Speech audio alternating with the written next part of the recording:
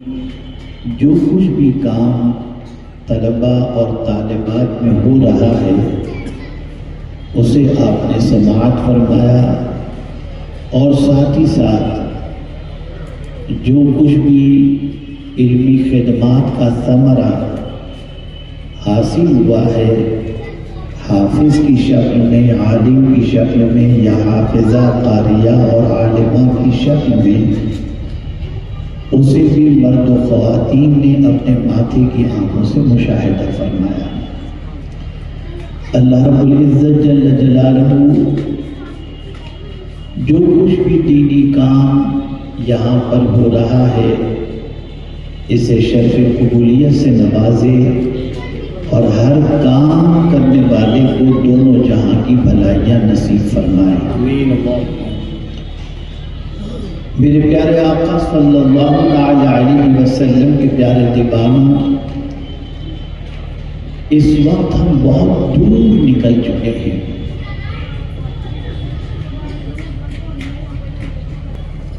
اس وقت ہماری پوزیشن یہ ہے کہ آج کے مسلمانوں کو یہی نہیں معلوم کہ کہاں جانا چاہیے اور کہاں نہیں جانا چاہیے۔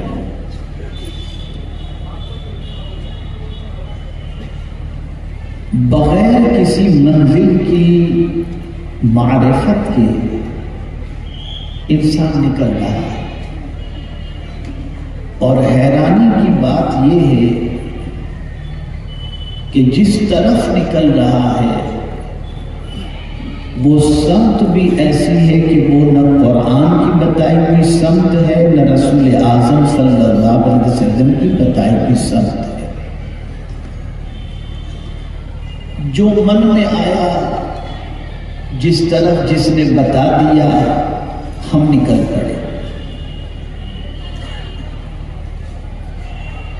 اور جب ہم امت مسلمہ کی زندگی کا جائزہ لیتے ہیں تو اپنی مرضی کا تعین کردہ راستہ اور اپنی مرضی سے متعین کردہ منزل کی طرف نکلنے کی وجہ سے سب کچھ ہوتے ہوئے بھی آج مسلمان کے پاس سکون نہیں ہے۔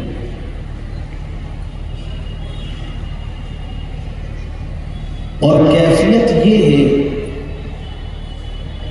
کہ اضطراب کی وادیوں میں اس طریقے سے مسلمان بھٹک رہا ہے کہ کہیں اسے جائے قرار نصیب نہیں ہو رہی۔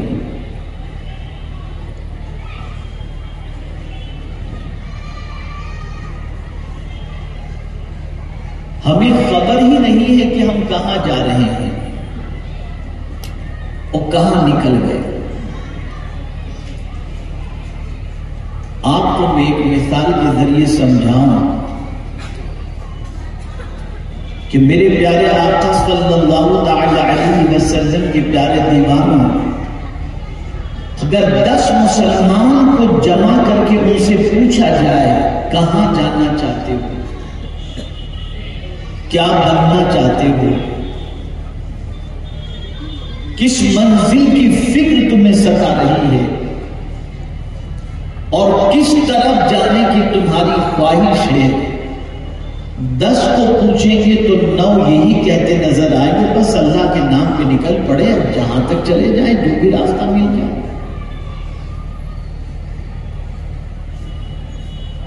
اور یہی وجہ ہے نہ خدا ہی ملا، نہ وصال صنم، نہ ادھر کے رہے نہ ادھر کے رہے۔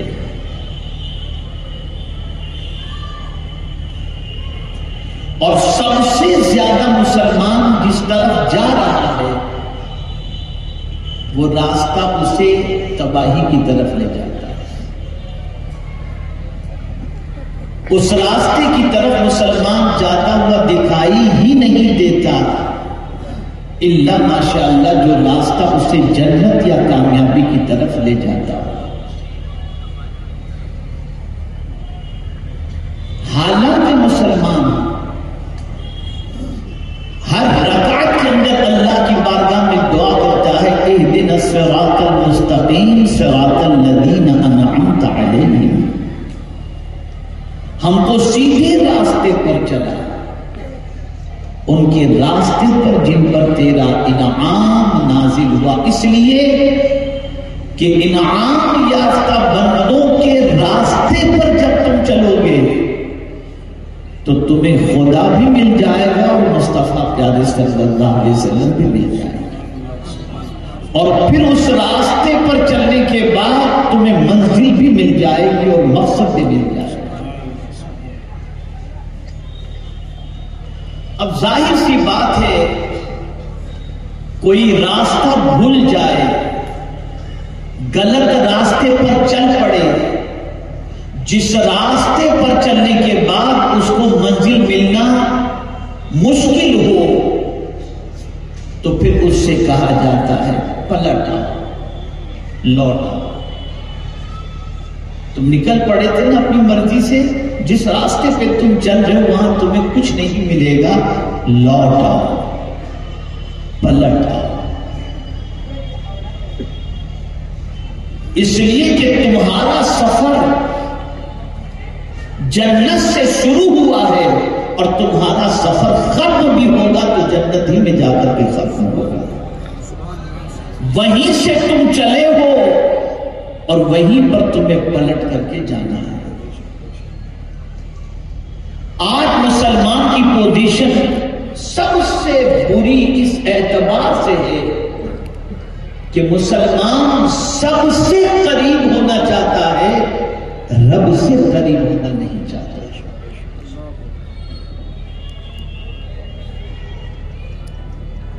تو بندہ بہت دور نکل گیا۔ خود اپنے گریبان میں ہم جھانک کر کے دیکھیں ہم کس طرف بڑھ رہے ہیں۔ کیا آج ہم دولت کی طرف نہیں بڑھ رہے؟ کمائیے دولت، کوئی مشکل بات نہیں، جائز طریقے سے کمانے میں کوئی مذائقہ نہیں، لیکن دولت کی محبت میں اتنا ڈوب جانا کہ جس کے دست قدرت میں رزق رسانی ہے، جو رزاق ہے، اس سے تعلق ٹوٹ جائے تو ایسی دولت کس کا ہو؟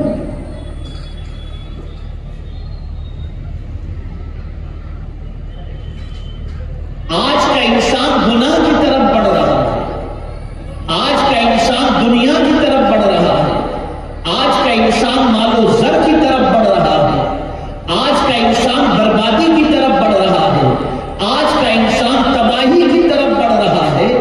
سارے وہ راستے اس نے اپنا لیے جس راستے پر چلنے کے بعد نہ اسے منزل مل سکتی ہے اور نہ اسے کامیابی اور سکون مل سکتا ہے۔ تو اللہ چونکہ اپنے بندوں سے بڑی محبت فرماتا ہے تو ان بھٹکے ہوئے بھاگے ہوئے ادھر ادھر جانے والوں کو اللہ فرماتا ہے وَأَنِيبُوا إِلَىٰ رَبِّكُمْ، اپنے رب کی طرف پلٹ آؤ، پلٹ آؤ اپنے رب کی طرف، قربان جائیے۔ آیت کے اس انداز پر ہم نے سب کو اپنا سمجھا، رب ہی کو اپنا نہیں سمجھا، اور رب فرماتا ہے وَأَنِيبُوا إِلَىٰ رَبِّكُمْ، اپنے رب کی طرف لوٹ آؤ، تمہارا کوئی غیر نہیں ہوں میں ہی تمہارا پالنے والا ہوں، آ جاؤ پلٹ آؤ میری طرف پلٹ آؤ۔ وہ اپنی طرف بلا رہا ہے، وہ پلٹنے کا حکم دیتا ہے۔ ظاہر سی بات ہے کہ کوئی راستہ بھول گیا ہو، کوئی غلط طریقے پر چڑھ گیا ہو، غلط راستے پر چلا گیا ہو، تو اس کو کہا جاتا ہے پلٹ آ، تو جس راستے پر جا رہا ہے وہ راستہ صحیح نہیں ہے، پلٹ آؤ۔ تو کہاں پلٹنے کی بات کر رہا ہے؟ اللہ اپنی طرف پلٹنے کی بات کر رہا ہے کہ میری طرف پلٹ آؤ، میں کوئی اور نہیں تمہارا رب ہی ہوں۔ اور پھر اگر تم نے پلٹنے کا ارادہ کر لیا، اگر گنہگار ہو، سیاہ کار ہو، خطا کار ہو، عصیاں شعار ہو، برائی میں زندگی گزر رہی ہے، اب اس کے بعد تمہارا من ہوا کہ میں اپنے رب کی طرف پلٹ آؤں، تو یہ نہیں کہ گناہوں کی وجہ سے تمہیں سنوارا جائے گا، گناہوں کی وجہ سے تمہیں ستایا جائے گا، گناہوں کی وجہ سے تمہیں اذیت دی جائے گی، نہیں۔ اگر تم پلٹ کر آنا چاہتے ہو اپنے رب کی طرف جس کی تم نے زندگی نافرمانی میں گزاری، اس کے ارشاد کے خلاف تم نے عمل کیا، تو وہ رب جب اپنی طرف پلٹنے کا حکم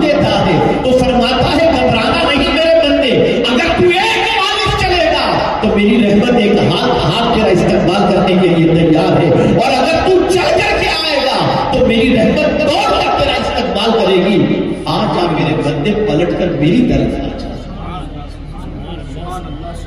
اور میں کوئی اور نہیں تیرا پالنے والا ہوں۔ رب کے معنی مالک بھی ہوتا ہے اور پالنے والا بھی ہوتا ہے۔ اسی لیے قرآن مقدس میں انبیاء کی جتنی بھی دعائیں آئی ہیں ان دعاؤں میں اللہ کی بارگاہ میں مانگنے کے لیے جن الفاظ کا انتخاب انبیاء کرام نے کیا اس کے لیے سب سے عظیم لفظ کا انتخاب کیا۔ تقریباً انبیاء کی دعا کے اندر ربنا ہی ملے گا، اے ہمارے پالنے والے۔ آپ اندازہ لگائیے جب کوئی اللہ سے کہتا ہے اے ہمارے پالنے والے تو اللہ فرشتوں سے فرماتا ہے میرے فرشتوں میرا یہ بندہ جانتا ہے کہ میں ہی اس کا پالنے والا ہوں، یقیناً میں پالنے والا ہوں، اور میں تو ایسا پالنے والا ہوں کہ صرف انسانوں ہی کا پالنے والا نہیں، ساری مخلوق کا میں ہی پالنے والا ہوں۔ جتنی تکلیفیں آ رہی ہیں وہ اللہ سے بھاگنے کی وجہ سے آ رہی ہیں، جتنی مصیبتیں آ رہی ہیں اللہ سے بھاگنے کی وجہ سے آ رہی ہیں، اور یہاں کہا جا رہا ہے پلٹ آؤ تمہارے رب کی طرف، یہ کوئی غیر نہیں تمہارا رب ہی ہے۔ اور اگر کوئی اکڑ گیا، یہ مولانا لوگ بیچارے بولتے رہتے ہیں، یہ سناتے رہتے ہیں، سمجھاتے رہتے ہیں، کہتے رہتے ہیں، ارے چند دنوں کی زندگی اگر یہ بھی عیش موج میں نہ گزارے تو کیسے چلے گا؟ اور پلٹنے کو تیار نہیں ہے، آنے کو تیار نہیں ہے، لوٹنے کو اپنے رب کی طرف تیار ہے، بھاگ رہا ہے اپنے رب سے۔ اور خدا کی قسم اگر میں یہ کہوں تو غلط نہ ہوگا، آج سب سے بڑے افسوس کی بات یہ ہے کہ انسان خدا سے بھاگ رہا ہے۔ آپ کہیں گے بڑی عجیب بات کر رہے ہیں، تو کیا مسجد میں آپ نہیں دیکھ رہے کہ بندہ مسجد سے بھاگ رہا ہے؟ اس کا دل مسجد میں نہیں لگتا، آپ نہیں دیکھ رہے؟ نہ خدا کی طرف جانے کو تیار، نہ خدا کے گھر کی طرف جانے کو تیار، اور نہ خدا کا ذکر سننے کو تیار۔ ایسی طبیعت بن گئی کہ دین سے بھی بھاگ رہا ہے اور خدا کی طرف آنے سے بھی بھاگ رہا ہے۔ بلکہ قرآن نے تو اس طریقے سے فرمایا کہ آہستہ آہستہ آنے کی ضرورت نہیں اللہ کی طرف، فَفِرُّوا إِلَى اللَّهِ، اللہ کی طرف دوڑو، بھاگو اللہ کی طرف، اس کی طرف دوڑو۔ اب یہاں پہ ایک واقعے کے ذریعے آپ کو تھوڑا سا سمجھاؤں تو بات اچھی طرح اور سمجھ میں آ جائے۔ سب سے پہلے تو یہ بات ذہن میں رکھیں کہ انسان کسی کی طرف لپکتا ہے، کسی کی طرف جاتا ہے تو چند چیزوں کی بنیاد ہے۔ یا تو ماں کی طرف جاتا ہے تو ماں کی شفقتوں کی بنیاد پر، باپ کی طرف جاتا ہے تو باپ کے احسان کی بنیاد پر، دوست کی طرف جاتا ہے تو اس کی محبت کی بنیاد پر، بیوی کی طرف جاتا ہے اس کی مودت کی بنیاد پر، کوئی نہ کوئی اٹریکشن کی چیز ہوتی ہے جس کی بنیاد پر بندہ اس کی طرف مائل ہوتا ہے۔ تو اب میں آپ سے پوچھنا چاہتا ہوں، سب کے پیار میں اتنی کشش نہیں ہے جتنی خدا کے پیار میں کشش ہے۔ وہ اپنے بندوں کو جتنا چاہتا ہے، کوئی انسان دنیا میں ایسا ہے ہی نہیں جو اپنے لوگوں کو، اپنے بچوں کو اتنا چاہتا ہو جتنا اللہ اپنے بندوں کو چاہتا ہے۔ سب سے زیادہ چاہنے والا نہیں۔ وہ کیسا چاہتا ہے؟ مجھے ایک واقعے سے میں بہت انسپائر ہوا اور میری بڑی عجیب کیفیت ہوئی۔ میں آپ کو بتاؤں، کبھی کبھی انسان بہت زیادہ گناہوں میں ڈوب جاتا ہے، مصیبتوں میں گر جاتا ہے، تو پھر مصیبتوں کی وجہ سے میں تو نماز پڑھتا تھا، میں یہ کرتا ہوں، میں اتنے وظیفے کیا، میرا کوئی کام نہیں بنتا، پھر آڑے راستے اور ٹیڑھے راستے پہ چڑھ جاتا ہے۔ پھر بہت دنوں کے بعد ہوش کے ناخن لیتا ہے اور شاید کہ کبھی پلٹ آتا ہے یا پھر تباہ و برباد ہو جاتا ہے۔ لیکن ایک واقعہ سنیں آپ، ایک بچہ تھا، کم زیادہ سے زیادہ اس کی عمر 9 سے 12 کے درمیان کی ہوگی. بہت ستاتا تھا ماں کو، اس کی ماں تھی، بہت ستاتا تھا ماں کو، بہت ستاتا تھا. ماں غصے میں آ کر اسے مارتی ہے، اور ایک مرتبہ اتنا ستا دیا اس نے کہ ماں تنگ آ کر اس بچے سے کہتی ہے اب تو میرا گھر چھوڑ کر کے نکل جا، اب تجھے میں نہیں رکھ سکتی، تو نے میری زندگی تنگ کر دی ہے، تیری وجہ سے دوسرے بچوں پر ایفیکٹ ہوتا ہے. ماں نے گھر سے نکال دیا اسے. بچہ بھی چونکہ عمر کے اس مرحلے میں پہنچ چکا تھا کہ جس میں وہ چل پھر سکے، بھاگ دوڑ کر سکے، تو اس نے دیکھا تھا بہت سارے بچے مزدوری کرتے ہیں، تو اس نے سوچا ماں نے نکال ہی دیا ہے اور روز ٹکٹ کرتی ہے تو چلو میں کہیں مزدوری کر کے اپنی زندگی گزار لوں گا. ماں نے نکال دیا، وہ بھی چلا گیا 2-3 دکانوں پر. میری ماں نے مجھے نکال دیا، مجھے نوکری پہ رکھو، مجھے اپنے گھر کے کام پہ رکھو، کسی بھی چیز میں رکھو. کسی نے قبول کرنے کے لیے آمادگی کا اظہار نہیں کیا، کوئی تیار نہیں. ایک نے کہا بھی کہ ہم تجھے رکھیں گے لیکن پہلے تیرے بارے میں معلومات حاصل کر لیا. بچہ بھوکا تھا، ماں نے نکال دیا تھا صبح صبح. بس وہ سب کے یہاں گیا، سب کی نگاہوں سے جھڑکیاں، زبان سے جھڑکیاں وہ برداشت کرتا رہا، کرتا رہا، کرتا رہا، کرتا رہا، یہاں تک کہ شام ہو گئی. اب ایک چیز اس کے ذہن میں آئی، غور سے سنیے گا. ایک چیز اس کے ذہن میں آئی، چلو تھوڑی سی محنت کروں گا، کہیں نوکری بھی مل جائے گی، کہیں پناہ گاہ بھی مل جائے گی، لیکن میری ماں جیسا پیار کہاں ملے گا.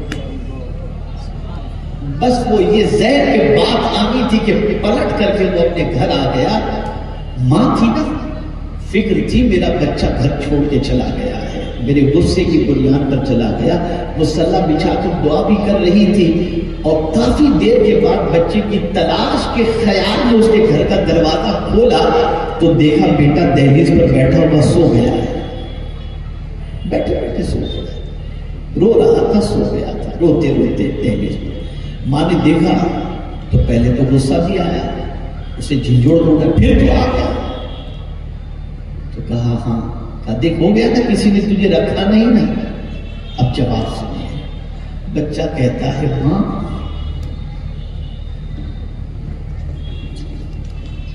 رکھ تو کوئی بھی لیتا، لیکن تو نے جو پیار دیا ہے یہ پیار مجھے کہاں ملتا ہے.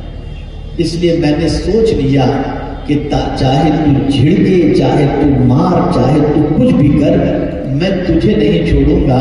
اور یہ کہہ کر رونے لگا. فوراً ماں نے اپنے سینے سے لگا لیا. ایک صوفی بزرگ فرماتے ہیں نادان، ایک ماں کی طرف جب تو پلٹ کر آ جائے تو ماں تجھے اتنا چاہنے لگتی ہے، تو اگر خدا کی طرف پلٹ کر آتا تو تیرا مولا تجھے کتنا چاہتا ہے. کوئی اس سے زیادہ چاہنے والا ہے؟ کوئی اس سے زیادہ پیار کرنے والا ہے؟ کوئی اس سے زیادہ محبت کرنے والا؟ لیکن بڑے افسوس کی بات ہے، بہت دور نکل گئے، بہت دور نکل گئے. ہمارے دل میں جذبہ ہی نہیں ہے خدا کی طرف بڑھنے کا اور اس کے رسول صلی اللہ علیہ وسلم کی طرف بڑھنے کا.